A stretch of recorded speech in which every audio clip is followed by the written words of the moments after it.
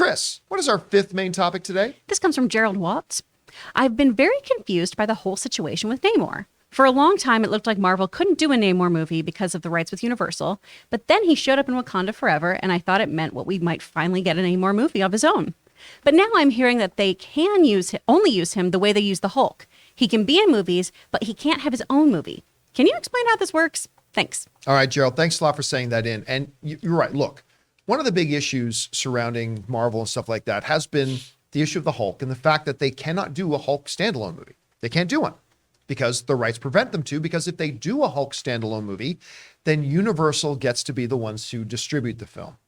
And Marvel doesn't want to do that. They don't want to make the movie that they don't get to distribute themselves. Now, the Spider-Man situation, that was a unique situation where they made a certain deal for it. So that's a little bit separate.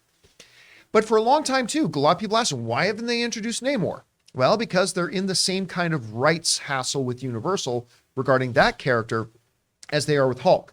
Now, I agree with you. When we finally heard that Namor was going to be in this movie, I was like you, thinking that Marvel paid up. Whatever was Universal was asking for, Marvel paid up, but maybe not. It sounds like they got a little bit of something, but not a little bit of something else. Anyway, the producer of Black Panther Wakanda Forever talked about this situation. This comes to us from the folks over at Screen Rant who wrote the following. During a sit down with The Wrap, Black Panther Wakanda Forever producer Nate Moore revealed that while Namor can return, but not in a standalone film. According to Marvel Studios' deal with Universal Pictures, Namor can only appear alone in marketing materials as long as it's within a series of posters, and the character cannot appear in a solo MCU movie. Moore compared the situation to the Hulk's, saying that the Black Panther Wakanda Forever antagonist is, quote unquote, borrowed. So it sounds funny that there are details in those contracts and those licenses that even specify, by the way, you can't have a solo poster of Namor unless that poster is a part of a series of posters. But you can't make like an alternate Wakanda Forever poster where it's just Namor on thing. He can be included in a montage of other characters and stuff like that, and you cannot make a standalone Namor movie. Now, Rob, this goes all the way back to the era when Marvel was not owned by Disney. They were having major financial difficulties. They started selling off licenses to all their characters and a bunch of their characters that they have spent decades now trying to bring back in-house, and there are still some leftover remnants of that. They made big strides by purchasing Fox and getting the X-Men and Fantastic Four back, but other characters like this are still outstanding. Do you think it's going to become problematic that they can't do like a solo Namor movie, at least right now? Or do you think Namor is the type of character that they can just use like Black Widow was used for so many years before they gave her a solo movie, and he can just be a supporting character in a lot of movies? Or do you think they're missing out drastically by not having a solo Namor? Well, in the case, it's the Universal Sony thing, the way I understand it's very different. Like Sony owns the rights to not just Spider-Man, but the Spider-Verse, lock, stock, and barrel. That's a deal that I don't see Marvel ever extricating Spider-Man from Sony unless something drastic happens. The Universal thing, I think, is a little different. I don't know what they are being paid, but they've got a distribution deal, and it sounds like that's about it. Maybe there's a licensing fee that has to be paid or something. I think it was a little bit more complicated than just licensing, and I think it sounds to me like maybe they worked out a deal to get it back to the status of like the Hulk. I'm not sure. I mean, I would imagine that because Universal has no benefit, they should eventually, I think that Marvel's going to buy them out. And I think Universal will sell because it's just getting to the point where, okay, they'll get a lump sum payment or something and get back those characters eventually. But not with Spider-Man. But I think they should do it, whatever that is. Because, I mean, Universal, they're not going to make Marvel movies. But I mean, here's the thing though, if I'm Universal, right? Let's say you're Marvel and I'm Universal, and I've got these distribution rights to Hulk, Namor, things like that. And I say to you, okay, cool. You can have the distribution rights to Hulk back. Let's stick with Hulk for now. I want $2 billion. Now, if you're Marvel, can you say, is it worth $2 billion for us to make standalone Hulk films? I mean, we can still use them the way we're using. I don't know. It isn't. Where does that dollar figure have to be? I mean, I don't know. I don't want to. If I give a dollar amount, I don't know. Right. I mean, I don't know, having know nothing about it. But I would say, I mean, what is it worth? What is it worth Universal to these characters? Whatever they're getting now, as opposed to what the buyout would be. Like how many times? Because Marvel could just say, "Nah, we're not going to use these characters anymore," and then Universal's out of luck. I mean, why not sell them? I don't know, $50 million. Because Universal knows they can get a lot more than that. I mean, but that's a chunk of change that Marvel right now they're not. I don't know what the deal is. Yeah. But I don't think that these two characters, they're already using them, and they've used Hulk a lot.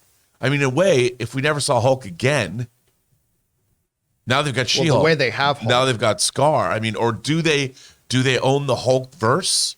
Do they own the rights? I would imagine they don't own the rights. Or else to they She-Hulk. could have made a She-Hulk show. Yeah, or Hulkling or whatever. Yes, right. They couldn't have done it.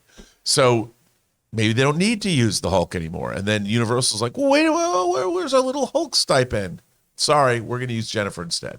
But I mean, if you're I'm just thinking, if I'm Universal, guess what? It's not costing me anything to have the rights to the Hulk, and maybe you don't want to do anything with him right now, but eventually you will. So I'm just going to keep these rights nice and safe on my shelf until you're willing to pay what I want you to pay. Yep. I mean, it's a tough situation. Anyway, Chris, you hear this. It sounds like we've got a similar situation with Namor now that we do with Hulk. Listen, I did not love Black Panther Wakanda Forever, but I liked it. And one of the strongest elements of it was Namor. Namor. Namor. So Namor. I mean, do you think the MCU is okay moving forward without doing solo Namor movies? Because honestly, it's not just his character. You've got the world and kingdom of Talocan. There are stories you can tell there. Is this something they can work out, or can they just continue on in an MCU using him as a secondary character? What do you think? I think they could definitely continue the course of using him as a secondary character. I would love one-offs of just him and exploring Talocan and everything, because Tennant was, I mean, one of the best things of that film to me. I loved his portrayal of this character. I was so excited to see it. I loved the world building we got in this movie and everything, but I think that also proves that they did a great job showing us that world. And I went, oh, okay, I want to know more about it, but you can still do it with some other stories in there. Wakanda Forever was a little overinflated for me, right? It was just really, I believe you phrased it as overstuffed. It was the kind of Oreo that I usually like, right? But I just don't want that in my movie. I like my food overstuffed and my movie is edited just right. And so I think you can still work with him, have him be there with other characters. And yeah, if you're the owner of the rights, you're just going to keep dangling that carrot for as long as you can to, the people want this, Disney. Come on, come on, come on. Yeah. Pay up, sucker. Exactly. I mean, maybe that's the case. Anyway, guys, question is for you. What do you think about this? Do you think the MCU really needs to be able to have the flexibility to make Namor solo movies? Or can he just be another good character on the roster that they can use in secondary roles moving forward? However you guys think about it, jump down to the comment section below and let us know your thoughts. We want to thank the sponsor of today's video, True Classic. The holidays are here and there is plenty of t-shirt cheer thanks to our sponsor, True Classic Tees. Guys, we have the perfect gift for your wish list. True Classic Tees are a gift for you, for her, and a great present for any guy in your life. True Classic is on a mission to maximize men's confidence by making them look good. Get 25% off True Classic with my exclusive link, trueclassic.com/Campea, and the discount doesn't stop there. You'll save even more during their site-wide sale. Guys, like most of you, I have always struggled with finding the right shirts for me. Either they're not all that comfortable or they don't fit me all that right. Well, the best thing is that True Classic's team has designed t-shirts to make guys of all sizes feel confident in their clothing. These shirts taper off towards the bottom, but they fit tighter around the chest and shoulders. This is the perfect look that can be achieved by every body type. And they offer other menswear as well, ranging from polos to workout shirts designed to keep your body feeling nice and comfy. So guys, get 25% off at trueclassic.com/Campea. Free shipping included on purchases over $100. That's 25% off at trueclassic.com/Campea.